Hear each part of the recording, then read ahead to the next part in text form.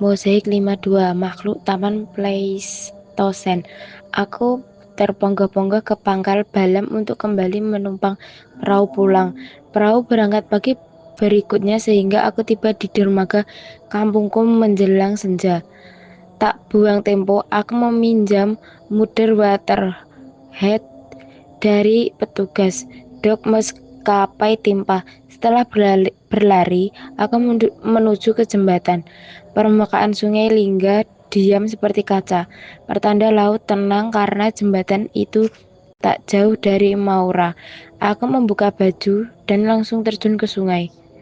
Aku menyelam kepak kepak demi kepak menusuk sungai. Aku berusaha mencapai dasar. Hatiku was-was ingin membuktikan informasi mahar lewat kitab tua itu.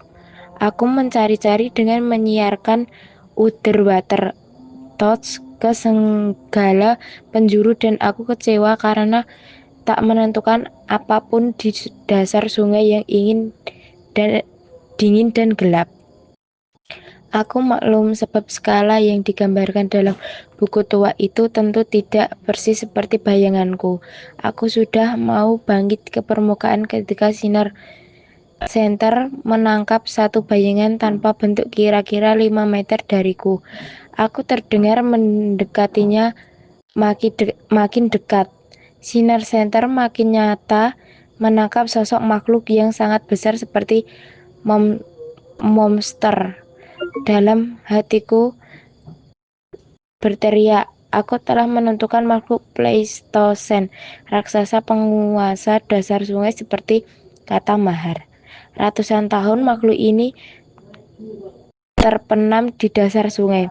Dwi, ia sangat gerang. Panjangnya tak kurang dari 15 meter. Ikranya mungkin 10 ton. Kini ia menjadi jenazah yang malang. Ia terbaring seperti bersemadi, kakinya patah, lehernya terkulai, tapi baunya masih tegap. Aku menyentuh kulitnya dan aku tersenyum gembira.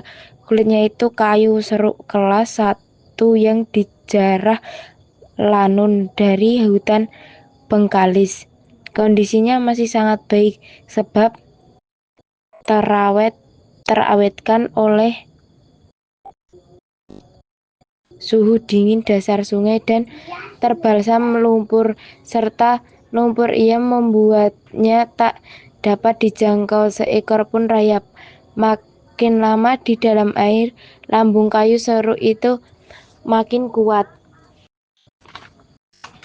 Lihat seumpama bejah hitam. 1000 perasaan tercampur dengan beragam rencana berkecamuk dalam kepalaku, terutama karena memikirkan sifat mahar. Sebenarnya dengan gampang saja ia bisa memberikan tahuku bahwa di dasar sungai di bawah jembatan ini Linggang terbenam perahu laun kuno berlambung kayu seru yang masih sangat bagus.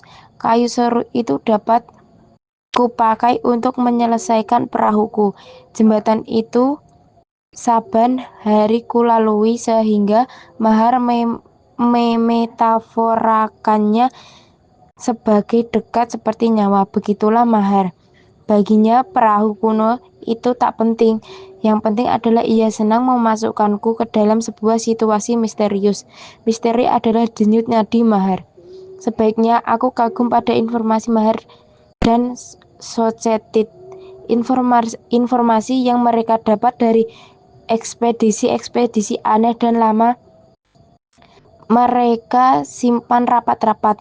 Satu bukit bahwa kegiatan mereka bukan sembarang saja. Siapapun tak pernah tahu soal perahu kuno di dasar sungai Linggang tak tertutup. Kemudian dalam perahu beropak itu masih tersimpan harta Raja Brana. Atau jangan-jangan mereka tengah menyiapkan ekspedisi untuk berburu-buru harta lanun itu. Sekarang harus kuasai meski sangat tidak praktis dan melelahkan.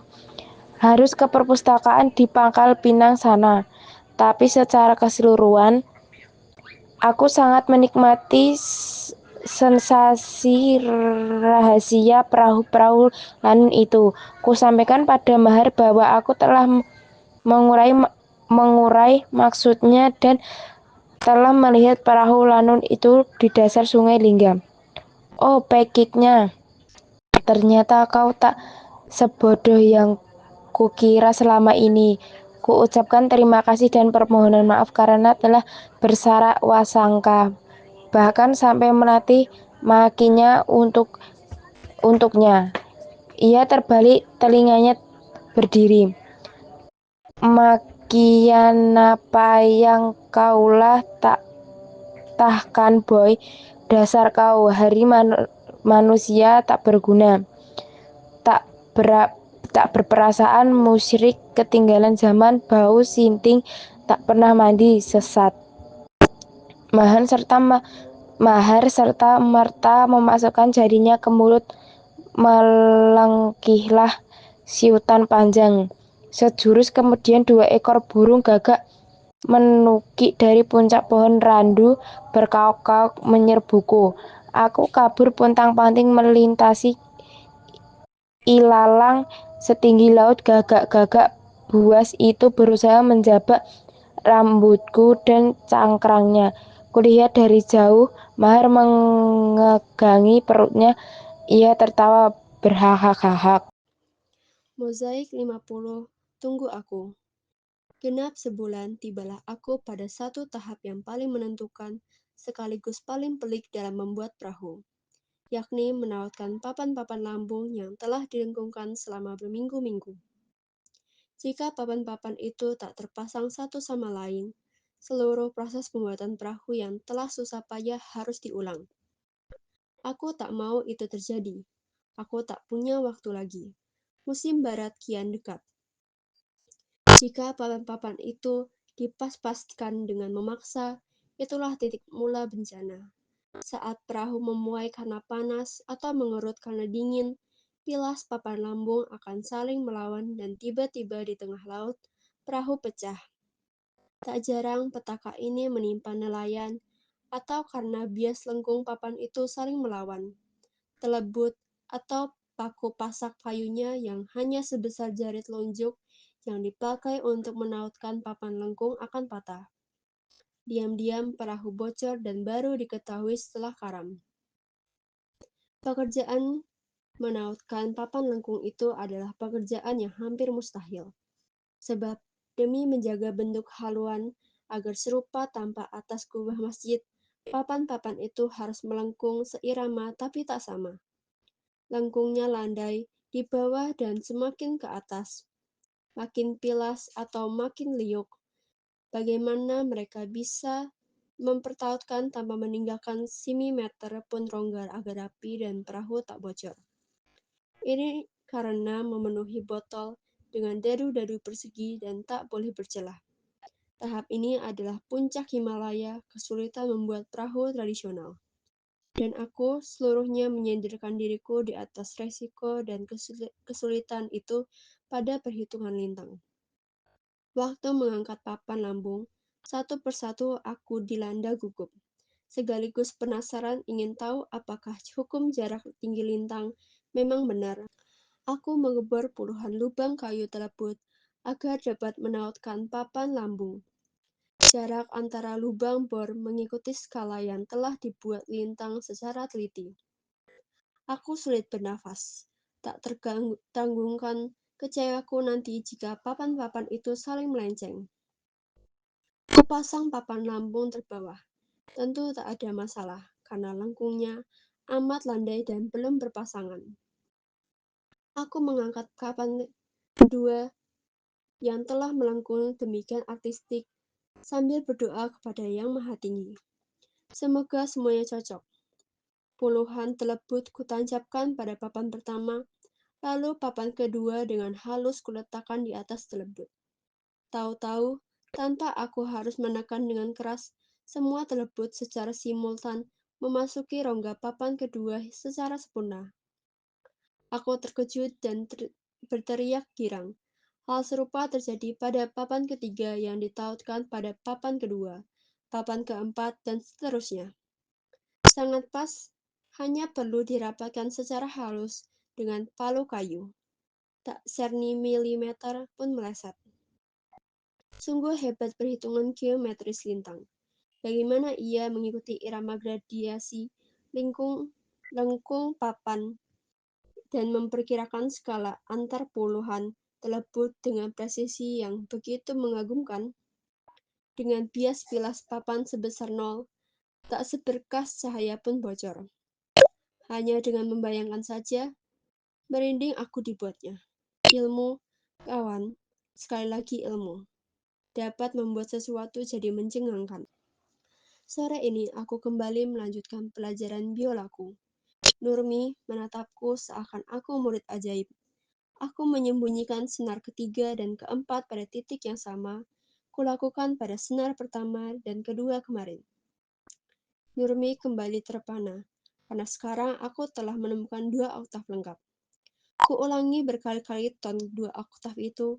Setelah hampir sejam, 2 oktav itu mulai terdengar jernih. Kukeluarkan selembar kertas yang terlipat dari sakuku. Ku perhatikan pada Nurmi. Aku telah menyalin notasi sebuah lagu. Aku tahu lagu ini, Pak Cik. Aku memilih ton di antara 2 oktav yang telah kukuasai sesuai notasi lagu itu. Tersendat-sendat seperti truk reot mendaki bukit. Sampai beberapa lama masih meraba-raba, sampai aku akan pulang dan jemariku panas masih tergagap-gagap. Esoknya kuulangi lagi mengikuti notasi itu. 80 kali kucoba dan siapapun tak setuju jika yang sedang kulakukan dengan biola itu adalah membawakan sebuah lagu. Sang biola menjerit, berdengung, menggeram, berkikik dan meringik. Sama sekali tak dapat kukendalikan. Hari berikutnya, kucoba lagi, kuulangi lagi, tak berhenti-henti. Berdasarkan hitunganku, 108 kelas kali sudah. Namun, biola sama sekali tak sudi takzim mematuhi mauku. Suaranya seperti anak kucing dicekik. Aku tak menyerah. Hari keempat dan kelima, kesulitan tak kunjung reda. Tapi makin sulit, makin bernafsu aku menaklukkan biola. Ujung-ujung jemariku melepuh. Aku bertekad ingin dapat membawakan lagu itu. Satu lagu itu saja, setelah itu aku tak akan main biola lagi. Hari ke-6 berlatih, setelah 450 kali mengulang, sampai dawai terkecil putus. Lintang mengatakan bahwa yang kuperbuat dengan biola, Nurmi, non-melankolis, itu mulai samar-samar terdengar seperti membawakan sebuah tembang tak kepalang senang hatiku. Hari ke-7, seminggu sudah. Elok nian sore di dermaga, sinar surya magenta menembus celah awan-awan kapas. Angin semilir meningkahi pucuk-pucuk pohon bintang. Coba lagi lagu itu. Untuk kali ke-610. Nurmi melirikku. Aku mulai terbiasa. Nada-nadaku terdengar jernih. Ketukan lagu kena. Ku coba terus, tak kenal lelah, tak kenal jemu, dan pelan-pelan biola mulai menunjukkan iktikat mau bernamai denganku. Pengunjung warung kopi usah kau kenang lagi mengelilingku dan mengangguk-angguk seolah mengakui bahwa yang kubawakan dengan biola itu memang benar sebuah lagu. Percobaan kali ke-700, kugesekkan biola dengan tenang, penuh penghayatan. Irama mengalun syahdu. Nurmi tercenung lalu perlahan ia bersenandung. Rayuan Pulau Kelapa mengikuti iramaku. Pikiranku melayang bersama senandung Nurmi. Jemariku bergetar menekan nada-nada pada dawai biola. Aku terkenang akan seorang perempuan Tionghoa kecil yang menyanyikan lagu itu untuk menenangkan riak-riak sungai Linggang di bawah jendela rumahnya. Suara kecilnya yang sumbang memasuki relung-relung dadaku. Mozaik 52, Makhluk Taman Boy Station. Aku terpogoh-pogoh ke pangkal Balam untuk kembali menumpang perahu pulang. Perahu berangkat pagi berikutnya sehingga aku tiba di dermaga kampungku menjelang senja. Tak buang tempo, aku meminjam underwater toreh dari petugas dok sekapai 5. Setengah berlari aku menuju ke jembatan. Permukaan sungai Linggang diam seperti kaca. Petanda laut tenang karena jembatan itu tak jauh dari muara. Aku membuka baju dan langsung terjun ke sungai. Aku menyelam kepak demi kepak menusuk sungai. Aku berusaha mencapai dasar. Hatiku was-was ingin membuktikan informasi mahar lewat kitab tua itu. Aku mencari-cari dengan menyinarkan underwater torch ke segala penjuru, dan aku kecewa karena tidak menemukan apapun di dasar sungai yang dingin dan gelap. Aku maklum, sebab skala yang digambarkan dalam buku tua itu tidak persis seperti bayanganku. Aku sudah mau bangkit ke permukaan ketika sinar senter menangkap satu bayang tanpa bentuk kira-kira 5 meter dariku. Aku berdebar, mendekatinya semakin dekat. Sinar senter makin nyata, menangkap sosok makhluk yang sangat besar seperti mamon. Dalam hatiku berteriak, aku telah menemukan makhluk Peitosen, raksasa penguasa dasar sungai seperti kata mahar. Ratusan tahun makhluk ini terbenam di dasar sungai. Dui ia garang. Panjangnya tak kurang dari 15 meter. Ikrarnya mungkin 10 ton. Kini ia menjadi jenazah yang malang. Ia terbaring seperti bersemedi, kakinya patah, lehernya terkurai, tapi baunya masih tegak. Aku menyentuh kulitnya dan aku tersenyum gembira. Kulitnya itu kayu serut kelas satu yang dijarah lanun dari hutan Bengkalis. Kondisinya masih sangat baik sebab terawat oleh suhu dingin. Dasar sungai yang terbalsem lumpur serta lumut yang membuatnya tak dapat dijangkau seekor pun rayap. Makin lama di dalam air, lambung kayu serut itu makin kuat. Iklat seumpama baja hitam.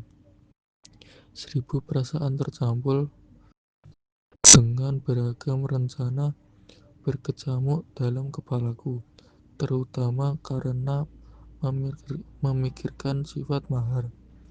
Sebenarnya, dengan gampang saja ia bisa memberi tahuku bahwa di dasar sungai di bawah jembatan Linggang terbenam perahu lanun kuno, berlambung kayu serut yang masih sangat bagus.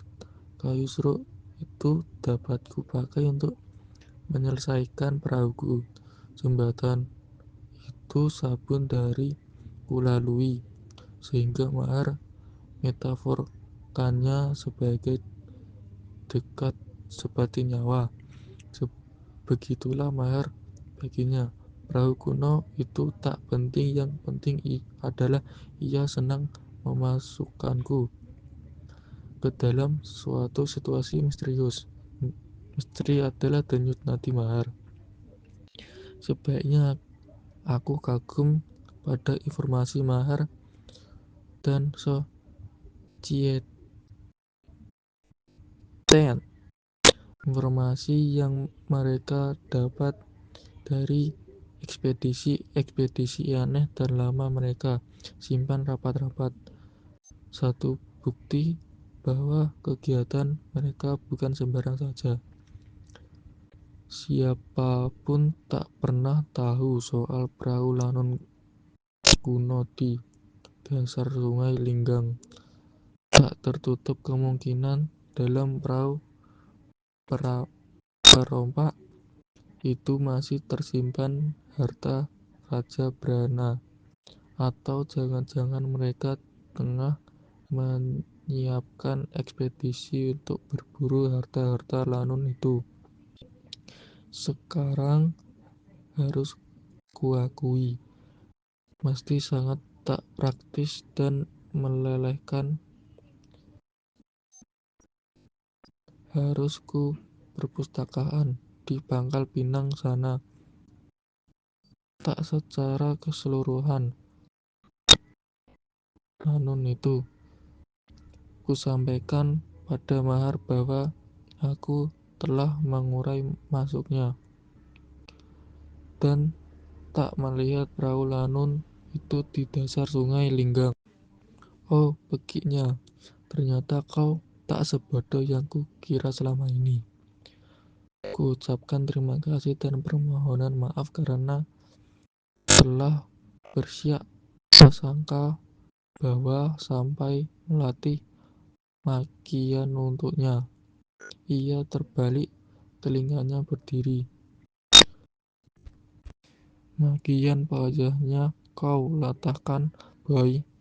Dasar kau, hari manusia tak berguna, tak prasangka, musyrik, tinggalan zaman, bau, sinting, tak pernah mandi, sesat. Mahar serta merta memasukkan jarinya ke mulut. Melengkinglah siutan panjang. Sejuru kemudian 2 ekor burung gagak menikik dari puncak pohon randu, berkoak-koak menyerbuku.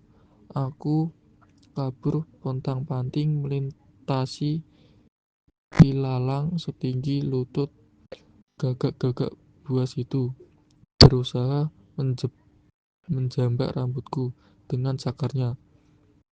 Kulihat dari jauh Mahar memegangi perutnya. Ia tertawa berbahak-bahak. Mozaik 49 Armada Hang Tua Seru atau Sichimawa Cilici atau kayu puspa dalam bahasa Indonesia berada dalam familia Tekaja, adalah harta karun hutan rimba. Kayu ini memiliki tabiat aneh sebab makin lama terendam air makin kuat. Tak terkejut ia selalu dicari-cari untuk bahan lambung perahu. Zaman dahulu ketika siapa berjaya di laut maka ialah penguasa kayu seru diperebutkan sampai menimbulkan perang berkepanjangan. Pun konon armada Hang Tua yang malang melintang di Selat Malaka memakai seru untuk perahu-perahu mereka. Karena itu sulit dikejar armada Kupeni sekalipun. Selain tahan air, kayu seru punya istimewa lain, yaitu meski sangat lihat daging kayunya tapi gampang ditekuk. Banyak kayu lain yang lihat dan tahan air, tapi ketika dilengkung seratnya pecah, dan itu pantang besar bagi lambung perahu. Kayu seru memang diturunkan ilahi ke muka bumi agar umat manusia dapat membuat perahu yang layak. Dibantu oleh Harun, Samson, dan Kucai, kami memasang palang balok besar dan takal. Kami mengangkat papan seru yang telah dikusarut. Aku mengikuti sketsa lintang pada batas-batas linggi papan seru itu. Mulai ditekuk. Tahap ini sangat krusial. Lekukan itu harus mencapai persisi dengan toleransi bias 0. Jika ia melenceng 1 mm saja pada bukaan awalnya, biasa itu akan melebar makin besar pada lengkung ke depan atau ke belakang. Akibatnya nanti lubang-lubang antar sisi papan lambung ke yang telah dibuat berpasangan untuk disatukan dengan telebut atau paku-paku kayu itu takkan klop. Dan semua itu hanya berarti satu hal, betapa bodoh sang pembuat perahu. Diperlukan waktu paling tidak 2 minggu untuk memasang agar papan seru itu melengkung diasapi sepanjang malam. Sambil menunggu papan lambung melengkung, pekerjaan berikutnya mengubah pohon teruntum raksasa itu agar menjadi lunas perahu sepanjang 11 meter. Berikut 12 pasang gading-gading dengan bentangan lengan depa. Ini juga pekerjaan yang amat kasar. Mapangi mengajariku mengajarkan lunas, antara lain cara menggunakan cental, senjata utama para pembuat lunas Ias semacam kapak pacul kecil untuk meratakan balok. Sangat intens, dipakai dalam pembuatan perahu tradisional. Dari namanya pastilah alat untuk ini ciptaan orang-orang kek kuno yang bekerja di parit-parit tambang timah purba.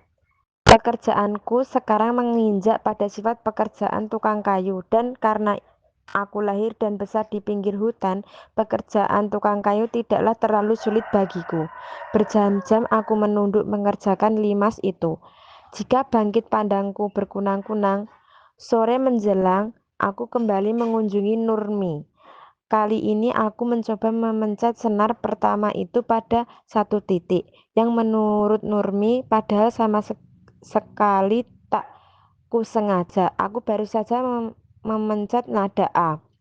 Selanjutnya, seperti teori lintang waktu itu, aku membiasakan diri memencet satu titik itu saja.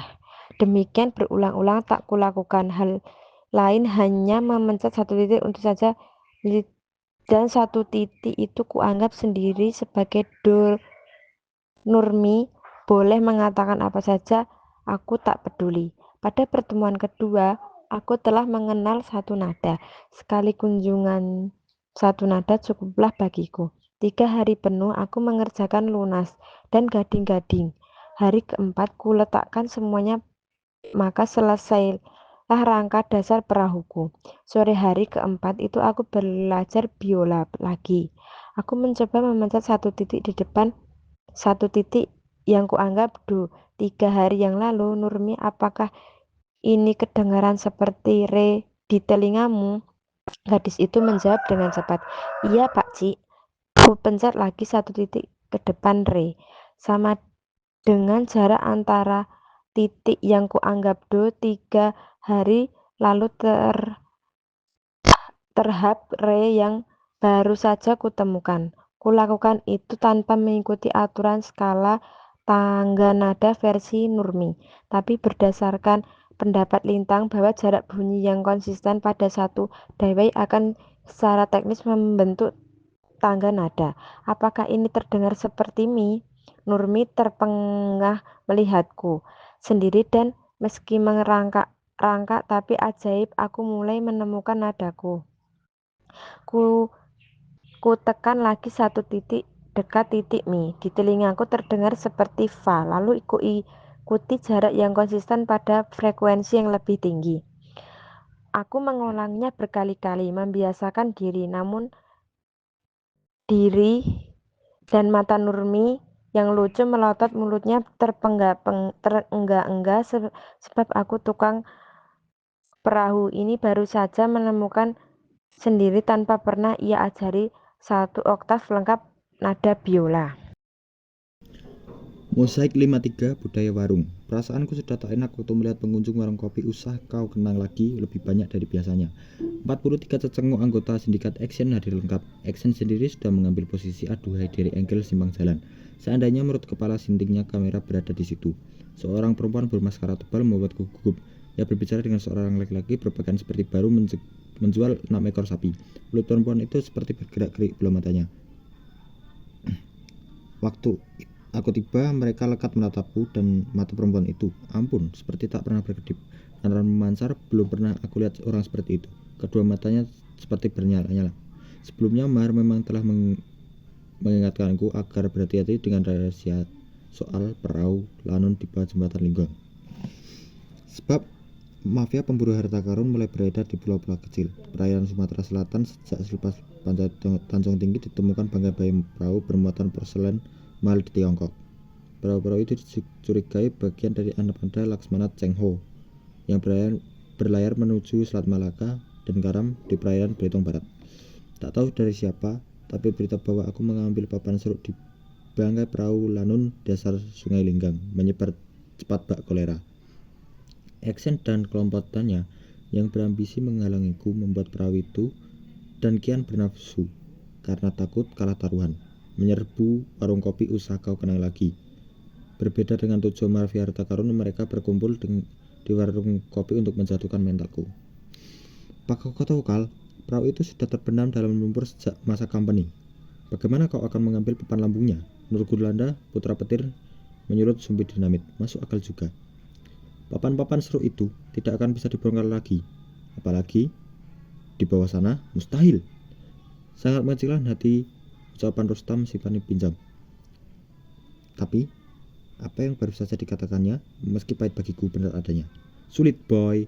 Sangat sulit, sungai itu sangat dalam. Kau bisa tewas di bawah sana, atau hanyut di bawah arus bawah laut pasang. Kau bisa mati meragan. Meledaklah tawa semua orang menanggapi Sami Barbara.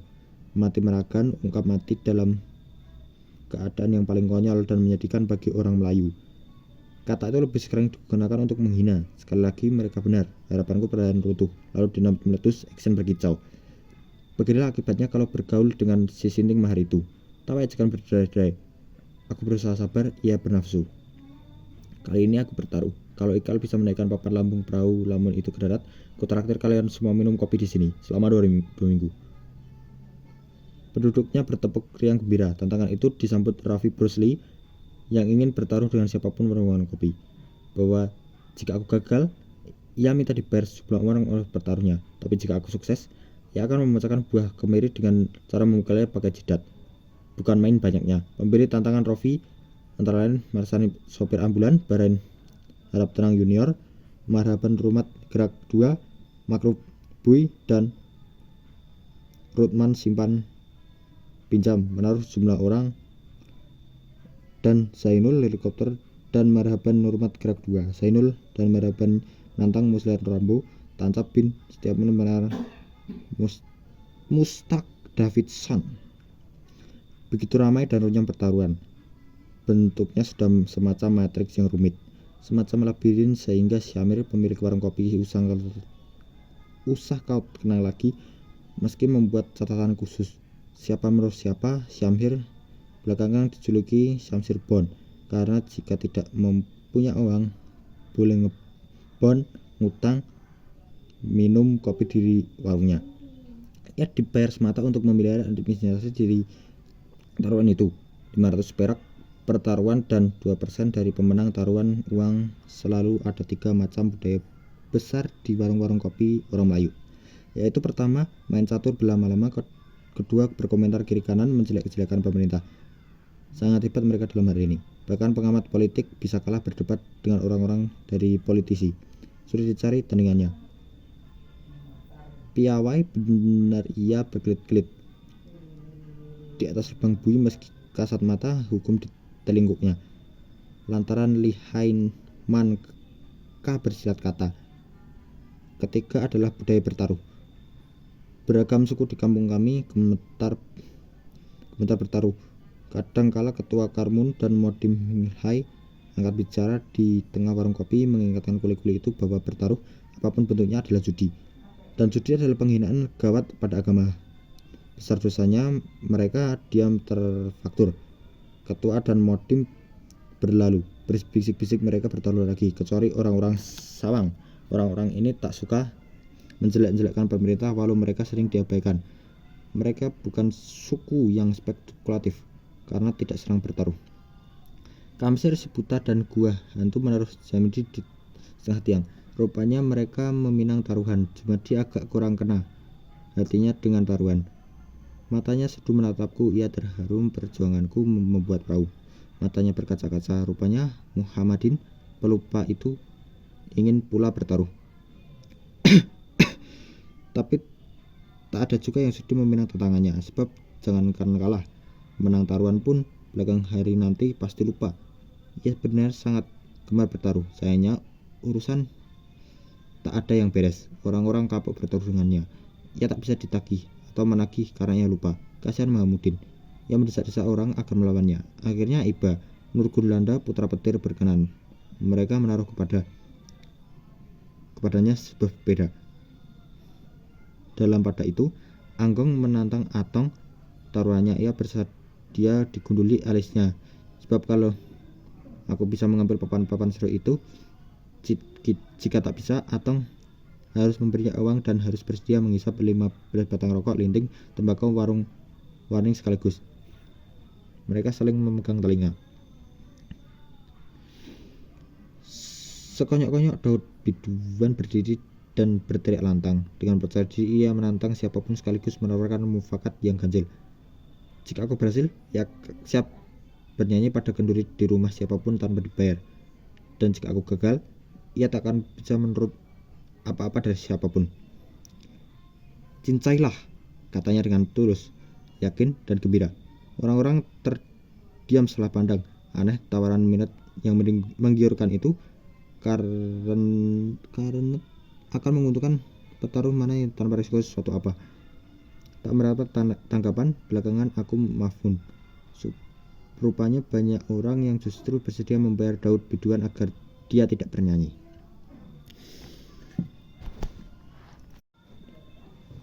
Aku meninggalkan warung kopi dengan perasaan putus asa. Namun jauh di dalam hati, aku juga punya taruhan yang hanya aku sendiri yang tahu. Aku akan melakukan sesuatu yang telah lama ingin aku lakukan. Aku membuka kunci sepeda, masih sempat banyak action mencelaku bahwa aku tak akan mampu menyelesaikan perahuku.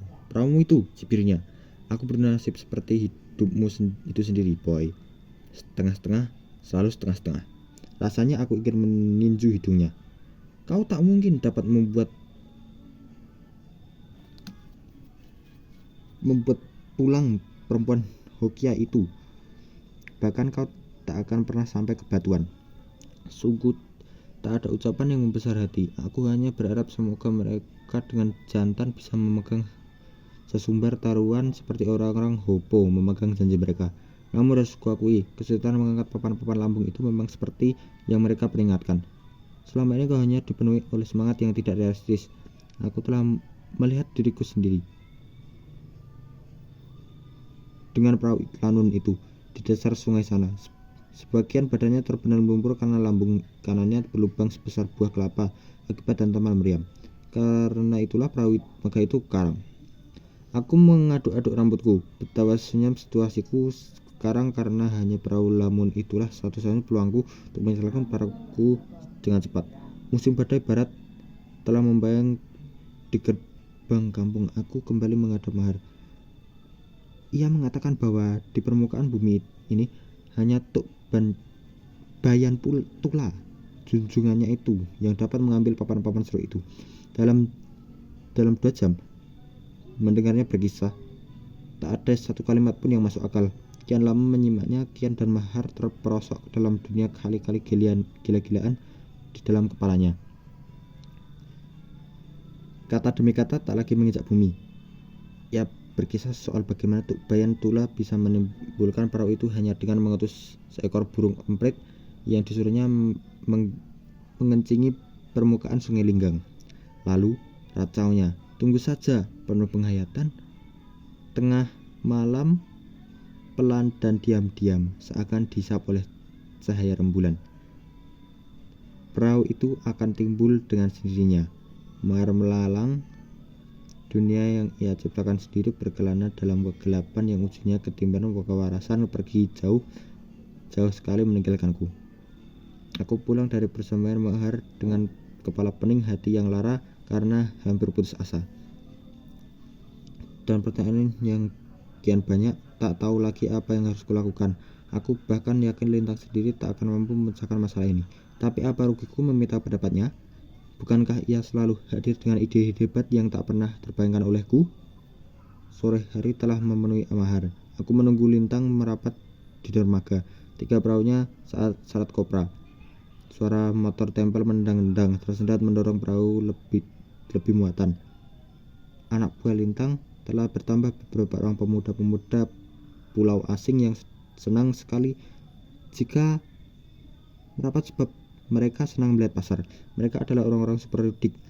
Konon, permintaan kopra dan pabrik-pabrik sabun colek di Jawa meningkat tajam. Usaha kopra orang-orang Pulau Tengah berjaya. Lintang, sang juragan, berdiri bertelekan pinggang di haluan. Beberapa beruk yang setia melingkar-lingkar di kakinya. Langsung kugering ia ke warung kopi dan dengan sikap patah harapan serta wajah kusut. Kesulitan papan untuk mengangkat lambung perahuku. Soal yang mendesak dan pelengkung dari perahu Lamun itu. Berdiri telinga Lintang mendengar kisahku, matanya lucu penuh minat. Ia memang menyukai kisah-kisah sejarah. Nyatakah boy? Aku akan menyelaminya. Kapal perompak ulung zaman dulu, Lintang. Seruk tua kelas 1 rimba bengkalis utuh melengkung 15 meter tanpa satupun sambungan.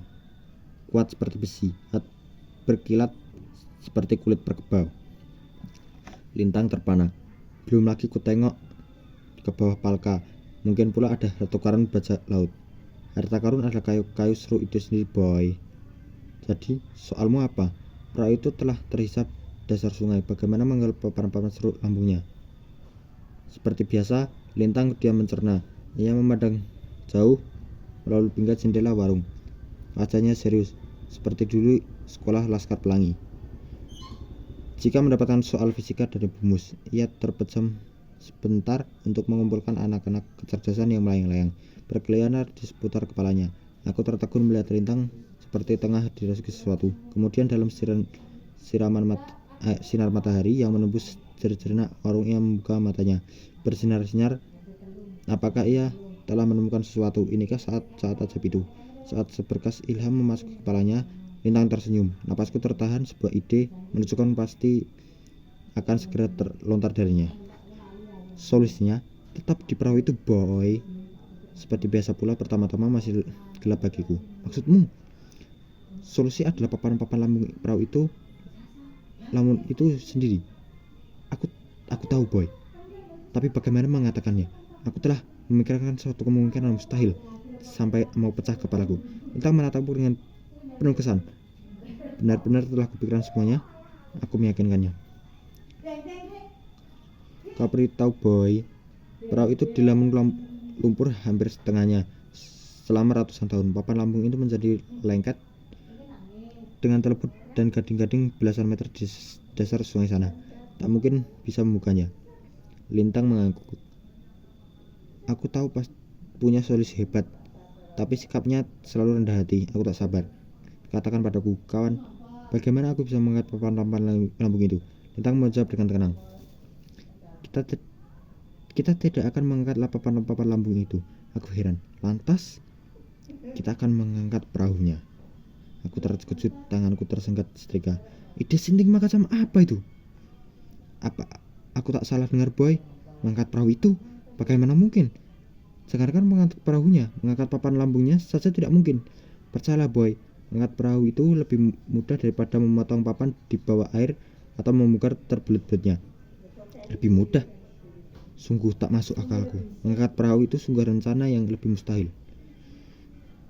Tak terbayangkan susahnya. Rencana itu upaya Bandung Bondowoso membangun 1000 candi arca dalam satu malam. Dan ia gagal. Jika benar terjadi, seandainya perahu itu terangkat ke permukaan, sensasinya akan seperti kejadian munculnya benda-benda aneh dari dasar danau atau dari balik kabut seperti dalam film Indiana Jones, serta kejadian-kejadian yang dialaminya adalah utopia. Sedang utopia tidak terjadi di dalam dunia nyata. Kau memang jenius, Lintang, tapi kali ini kau sedikit keterlaluan. Kau memasuki air kairan mahar. Lintang, sadarkah kau, perahu itu 15 meter, bobotnya tak kurang dari 10 ton, terisap lumpur, jadi beratnya berkali-kali lipat dan terbenam sangat dalam di dasar sungai. Lintang menjawab tangkas. Nah, justru itu madunya. Kau baru saja menjelaskan kemungkinan kita bisa mengangkat perahu itu lamun itu. Makin dalam sungai, makin jauh perahu itu tenggelam di dasarnya, makin besar energi yang kita dapat. Lalu, makan kau, boy. Bunyi agisoma kedua dari dalil Pak Tu Archimedes. Aku terpangah, masih sangat tak mungkin. Tapi aku baru saja menyalakan sumbu kepintaran Lintang, dan aku tahu argumen-argumen berikutnya akan membuat perkara itu jadi mencengangkan. Intinya, tekanan, kawan. Tekanan adalah keniscayaan semesta. Dasar keseimbangan galaksi-galaksi kita tegak berdiri akibat tekanan dari keseluruhan sistem kosmos. Bumi berputar-putar, air mengalir, air bertiup, burung-burung terbang, mekanika sendi-sendi tubuh larut pasang surut, mulut berbunyi, semua karena tekanan. Tanpa tekanan, alam raya akan musnah. Tekanan bersembunyi dalam setiap sepi cahaya dan gerak halus benda-benda. Di sana tersimpan rahasia. Mengapa kita ada? Aku tak bisa berkata-kata. Mulutku terkunci karena terkesima seperti dulu ibu guru kami, Bumus. Menghadapi lintang, aku hanya bergumam dalam hati. Subhanallah, Maha Suci Allah. Kita akan memainkan fisika Archimedes, boy. Jangankan hanya mengangkat sebuah perahu, kita bahkan bisa mengangkat sebuah kota yang tenggelam. Aku merinding mendengarnya. Betapa spektakuler ide ini. Pada saat bersamaan, seorang memanggil lintang karena kopra di perahunya yang telah bertolak ke bagian si api. Lintang meraih slop tembakau kosong di dekat meja kasir. Ia memegang slop itu, kemudian mendaras rumus-rumus serta segemas-segemas lalu menyerahkan padaku. Ini dalilnya, katanya sambil terburu-buru. Aku melihat coretan-coretan rumus fisika dan skema pada potongan-potongan kertas slop.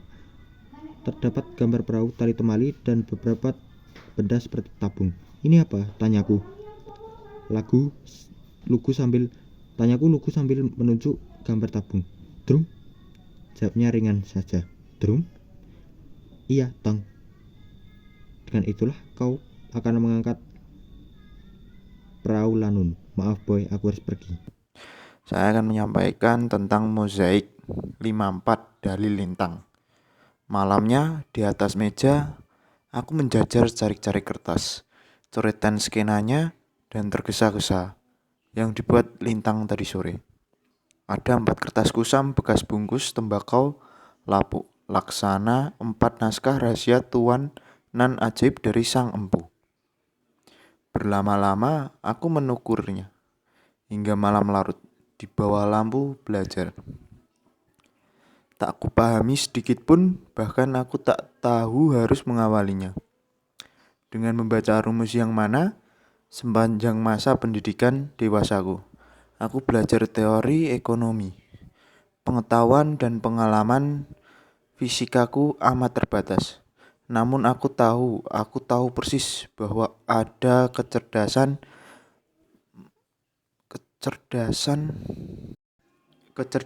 amat tinggi, setinggi fisika Star Trek pada coret-coretan. Itu disatukan mungkin akan menjadi kunci untuk membuka kotak Pandora ilmu hidrodinamika. Maka bagiku, kertas-kertas kumal ini amat terhormat. Ia semacam manuskrip legasi seorang ilmuwan yang tak dipedulikan zaman, yang bahkan tak berijazah SMP. Serupa peta, harta karun Raja Brana, seumpama bahasa sandi untuk berkomunikasi dengan makhluk angkasa luar, atau semacam catatan ramuan obat agar cantik seperti Dewi dan hidup abadi tak mati-mati. Karena jika rumus-rumus ini sahih, akan banyak sekali benda-benda berat dapat diangkat dari dasar air ke permukaan dan